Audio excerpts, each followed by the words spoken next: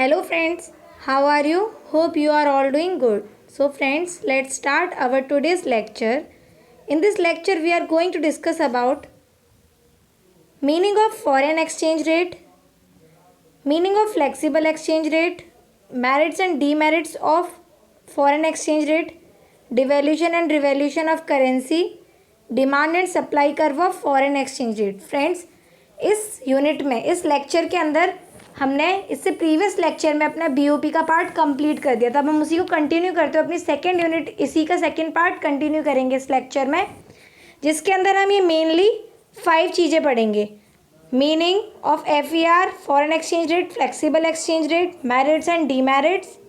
Okay, उसके advantage क्या है, डिसएडवांटेज क्या है, डिवैल्यूशन कब हो रहा है, रिवैल्यूशन कब होता है करेंसी का, डिमांड एंड सप्लाई कर्व पर क्या इफेक्ट पड़ता है फॉरेन एक्सचेंज रेट का, आज हम ये पढ़ेंगे. So let's continue. Here is the meaning of foreign exchange rate. Friends, इस मीनिंग को पढ़ने से पहले हम नॉर्मल वे में समझते हैं कि फॉरेन एक्सचेंज होता क्या है. जब एक कंट्री अपनी करेंसी को वैल्यू को दूसरी कंट्री की करेंसी के साथ एक्सचेंज करती है, उसे हम क्या बोलते हैं, फॉरेन एक्सचेंज. और फ्रेंड्स, फॉरेन एक्सचेंज रेट का मतलब है जिस रेट पर वो करेंसी कन्वर्ट की जाती है, आपस में एक्सचेंज की जाती है, उस रेट को हम क्या बोलते हैं, foreign exchange rate. For example, मैंने अपनी करेंसी को यूएस के डॉलर के साथ क्या करा, एक्सचेंज करा. एक्सचेंज मीन्स बदलाव किया. तो सपोज डॉलर की रेट कितनी है, 63 है, और हमें $1 की रेट कितनी है, 63. इट मीन्स $1 खरीदने के लिए हमारी कंट्री की करेंसी हमें कितनी देनी पड़ी, 63 रुपीज़. तो ये जो अमाउंट हमने पे किया उसे हम क्या बोलते हैं, फॉरेन एक्सचेंज रेट. तो फ्रेंड्स, यहाँ पे मीनिंग दे रखा है, it refers to the rate at which 1 unit of currency of a country can be exchange for the number of a currency of another country. In simple words, we can say that the price of one currency in terms of other currency is known as foreign exchange rate. Friends, अभी मैंने आपको समझाया था कि हम दोनों country currency कितनी price है, तो हम जो उस रेट पे एक्सचेंज करते हैं उसे हम क्या बोलते हैं, फॉरेन एक्सचेंज रेट. इसके सिस्टम में, एक्सचेंज रेट के सिस्टम में 2 होते हैं. एक होता है फिक्स्ड एक्सचेंज रेट और दूसरा होता है फ्लेक्सिबल एक्सचेंज रेट. फिक्स्ड माने जो कभी चेंज ही ना हो, फ्लेक्सिबल माने जो आराम से लचीलापन. फ्लेक्सिबल को हम बोलते हैं ये बहुत फ्लेक्सिबल, इट मीन्स आराम से लचीलापन, इट मीन्स ईजिली वो एक्सचेंज हो सकता है. In fixed exchange rate system the rate of exchange is officially fixed और डिटरमाइंड बाय गवर्नमेंट और monetary authority of the country. It means fixed exchange rate system में जो अमाउंट होता है, जो उस करेंसी की रेट होती है, वो कौन डिटरमाइन करती है, गवर्नमेंट. कौन डिटरमाइन करती है फ्रेंड्स, गवर्नमेंट. जब और देखो, फिक्स्ड एक्सचेंज रेट के मेरिट्स क्या होते हैं, stability and exchange rate. Exchange rate में क्या होती है, स्टेबिलिटी बनी रहती है, इट मीन्स कोई उतार चढ़ाव नहीं होता है. Promotes capital movement and international trade. Fixed exchange rate क्या करता है, कैपिटल का मूवमेंट, इट मीन्स इधर से उधर कैपिटल हमारी इजीली ट्रांसफर हो जाती है. प्लस इंटरनेशनल ट्रेड को क्या करता है, इंक्रीज करता है. फ्रेंड्स, आप बताइए, अगर हमारी किसी भी कंट्री की अगर करेंसी एक स्टेबल है, वो कभी चेंज नहीं होती इतनी जल्दी, तो वहाँ पे जो फॉरेनर्स है या फॉरेन कंपनी ज़्यादा ज़्यादा क्या करती है, ट्रेड करती है, ताकि उन्हें पता रहता है कि हाँ, हमें इतना सामान बेचने पे इतने अमाउंट वहाँ से मिलेंगे. अगर ये बार बार एक्सचेंज होती रहे तो it is not easily to promote international trade in that country. No scope for speculation. यहाँ पर क्या होता है, स्पेकुलेशन मतलब सट्टेबाजी करना, जुआ करना. इट मीन्स जब हमारी करेंसी फिक्स्ड है वहाँ की, तो वहाँ पर कोई स्पेकुलेशन नहीं हो सकता है. It forces the government to keep inflation in check. ये क्या करती है, गवर्नमेंट को फोर्स करती कि इन्फ्लेशन हो. इन्फ्लेशन माने क्या होता है, बताइए आप लोग. इन्फ्लेशन माने किसी भी चीज़ का बढ़ना, लाइक महंगाई बढ़ना, डिमांड सप्लाई इन्फ्लेशन करना. किसी चीज़ की डिमांड आई तो हमने उस गुड्स का ज़्यादा से ज़्यादा सप्लाई किया. Attracts foreign capital. ऑब्वियसली बात है, जिस कंट्री की एक्सचेंज रेट, जिस कंट्री की करेंसी फिक्स्ड होती है, वो क्या करती है, ज़्यादा फॉरेन कैपिटल को अट्रैक्ट करती है. फॉरेनर्स को, फॉरेन कंपनीज को अट्रैक्ट करती है कि आप आइए हमारे यहाँ ट्रेड करिए, क्योंकि हमारे यहाँ की करेंसी क्या है, फिक्स्ड है. डीमेरिट्स क्या होते हैं, need to hold foreign exchange reserve. सबसे बड़ा डीमेरिट क्या है कि हमें इसके लिए फॉरेन एक्सचेंज रिजर्व हमेशा अपने पास रखना पड़ता है. It means foreign exchange reserve क्या होते हैं फ्रेंड्स, लाइक हमें अपना कंट्री का एक रिजर्व बनाना जिसमें हम गोल्ड रखते हैं, सिक्योरिटीज रखते हैं, जो ईजिली हमारे क्या होते हैं, ईजिली ट्रांसफ़र होते हैं, easily can be convertible in the form of cash. तो जो हमारी पूरी की पूरी वर्ल्ड है उसमें सबसे ज़्यादा डॉलर में होता है सारा का सारा ट्रेड, तो हमारी कंट्री का जो रिजर्व होता है उसको कन्वर्ट करके हम किस में ईजिली डॉलर में कर सकें। No automatic adjustment in the balance of payment, fixed exchange rate में हम बैलेंस ऑफ पेमेंट में कोई एडजस्टमेंट नहीं कर सकते हैं। इट में रिजल्ट इन अंडर वैल्यूशन और ओवर वैल्यूशन ऑफ करेंसी, इसकी वजह से क्या होता है, करेंसी की कभी कभी वैल्यू कम भी हो जाती है, कभी कभी ज़्यादा भी हो जाती है। नेक्स्ट, अब फ्रेंड्स हमने ये जान लिया फिक्स्ड एक्सचेंज रेट होता है क्या, मेरिट्स क्या होते हैं, डीमेरिट्स क्या होते हैं। अब हम जानेंगे कि फ्लेक्सिबल एक्सचेंज रेट क्या होता है। It is also known as floating exchange rate, इसे हम क्या बोलते हैं, floating exchange rate. The exchange rate is determined by the forces of market demand and supply of foreign exchange. इसकी वजह से क्या होता है, मार्केट में डिमांड का पता पड़ता है कि किस चीज़ की कितनी डिमांड है मार्केट के अंदर, ओके फ्रेंड, और फॉरेन एक्सचेंज सप्लाई करता है। इट मीन्स किसी भी प्रोडक्ट को किसी भी मार्केट के अंदर हमारी करेंसी का इजीली डिमांड होती है, जब ऑब्वियसली बात है फ्लेक्सिबल है तो कभी उस चीज़ की डिमांड ज़्यादा हो रही है, कभी उस चीज़ की इंटरनेशनल ट्रेड में बहुत काम आता है। The demand of foreign exchange have the inverse relation with flexible exchange rate.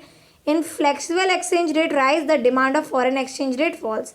Friends fixed exchange rate में डायरेक्ट रिलेशन होता है डिमांड और सप्लाई में, अगर डिमांड बढ़ रही है तो सप्लाई भी बढ़ेगी और सप्लाई घट रही है तो डिमांड भी घटेगी। जबकि क्या होता है, फ्लेक्सिबल एक्सचेंज रेट में इनवर्स रिलेशनशिप होता है, अगर डिमांड बढ़ रही है तो सप्लाई कम होगी और सप्लाई बढ़ रही है तो डिमांड कम होगी उस चीज़ की।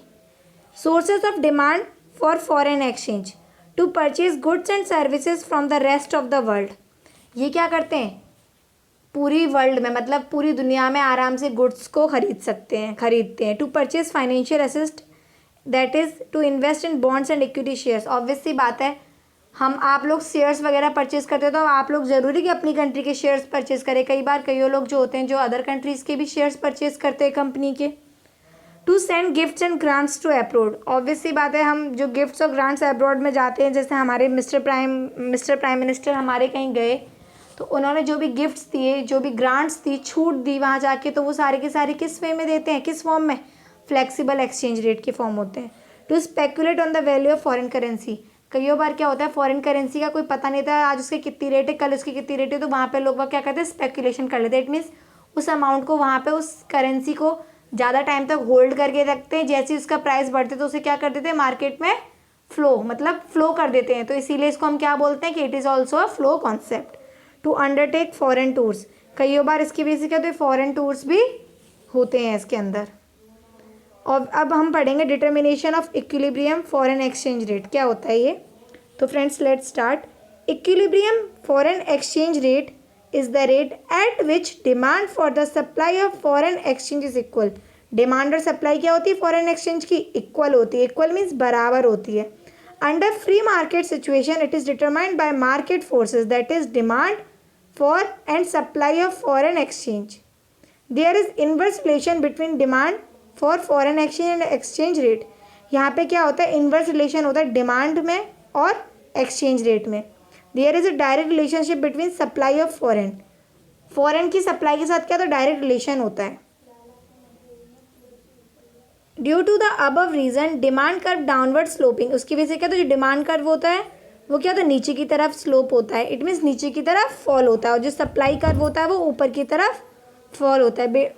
फ्रेंड्स कई बार ये पूछ लिया जाता है कि बताइए equilibrium of foreign exchange rate क्या होता है, तो आपको यही सब उसमें बताकर आना है। अब हम पढ़ेंगे कि डिवैल्यूशन एंड रिवैल्यूशन ऑफ करेंसी क्या होता है। डिवैल्यूशन माने तो किसी भी चीज़ की कमी होना, किसी भी करेंसी के अमाउंट में गिरावट आना।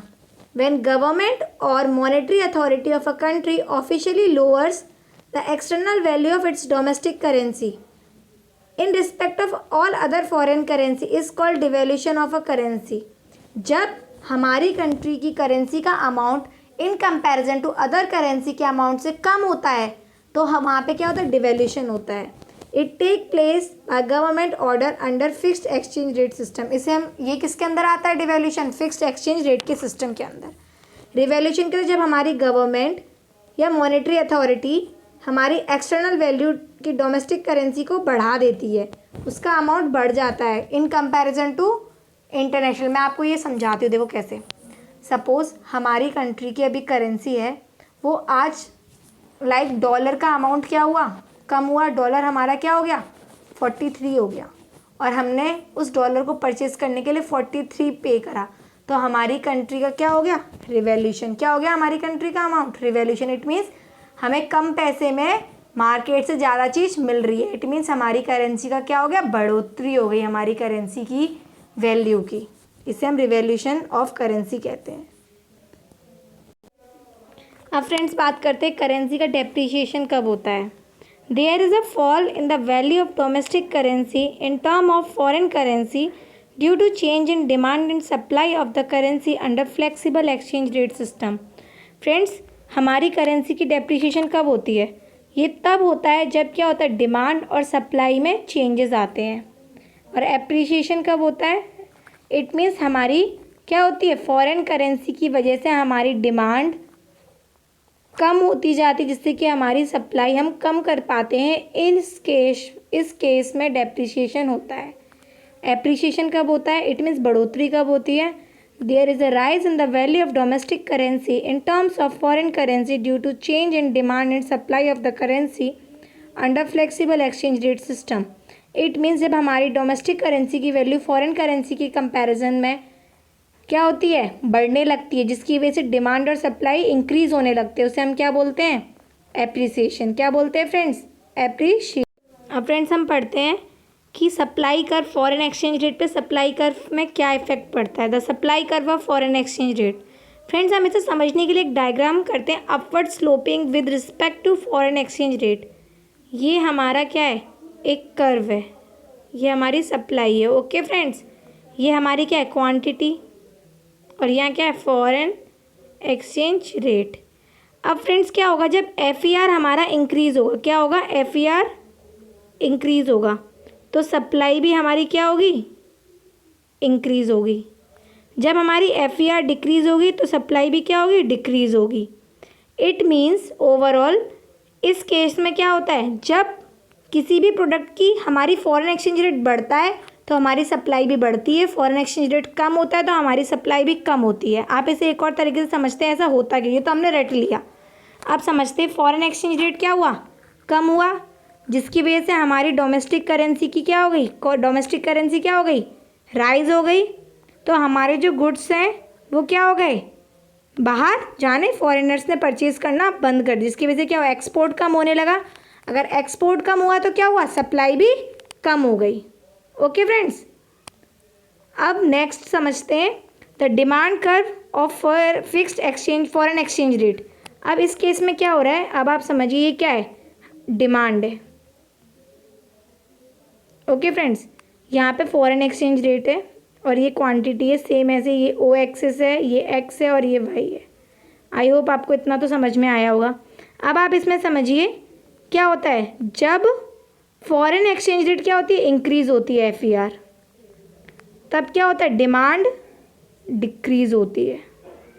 फॉर एग्जांपल आप इसे ऐसे समझ सकते हैं, जब फॉरेन एक्सचेंज रेट इंक्रीज़ हुआ तो फॉरेन गुड्स क्या हुए, परचेज होने लगे, जिसकी वजह से इम्पोर्ट हम कम करने लगे, और इम्पोर्ट कम हुआ तो डिमांड भी क्या हो गई, कम हो गई। आप इसको ऐसे रट सकते हैं, जिस कंट्री की करेंसी जितनी ज़्यादा कम होती है उस कंट्री में फॉरेनर्स वहाँ के उतने ज़्यादा गुड्स क्या करते हैं, परचेज करते हैं। इट मीन्स जिस कंट्री की करेंसी कम होती जाती है उस कंट्री में फॉरेनर्स के लिए गुड्स सस्ते हो जाते हैं, चाहे हम हो दूसरी कंट्री से परचेज़ करने वाले हो, दूसरी कंट्री हमारी कंट्री से परचेज़ करने वाली हो। Okay friends, so I hope कि आपको यहाँ तक पूरा समझ में आया हो। अगर आपको कोई डाउट है तो आप प्लीज़ कमेंट बॉक्स में बोलिए। फ्रेंड्स प्लीज़ लाइक और सब्सक्राइब करना मत भूलिएगा।